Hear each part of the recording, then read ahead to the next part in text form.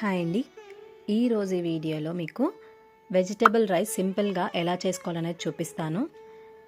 ఎందుకంటే మాఘమాసం కాబట్టి ఇందులో నేను వెల్లుల్లి కానీ ఉల్లిపాయ కానీ ఏది యాడ్ చేయలేదండి. అయినా కూడా టేస్ట్ చాలా బాగుంది.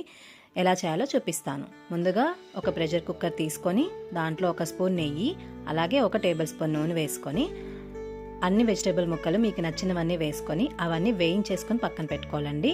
తర్వాత దాల్చిన చెక్క అలాగే మసాలా దినుసులు మీకు ఏవి నచ్చితే అవి వేసేసుకొని అవి కూడా వేయించేసుకున్న తర్వాత కొంచెం అల్లం తరుగు వేసుకోవాలి. అలాగే టమాటాలు, తర్వాత మనం ఆల్రెడీ వేయించి పెట్టుకున్న వెజిటబుల్ ముక్కలన్నీ కూడా ఇందులో వేసేసుకొని ఇవి బాగా వేయించేసుకోవాలి.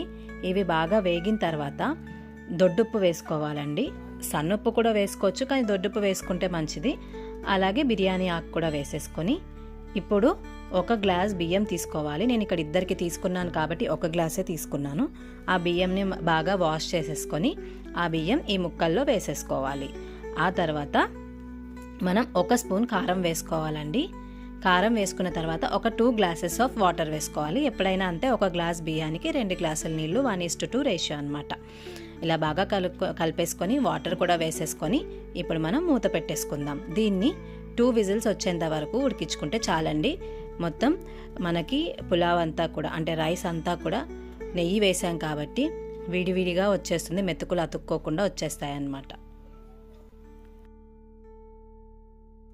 చూసారు కదా, అంతేనండి, మనకి వెజిటేబుల్ రైస్ రెడీ అయిపోయింది.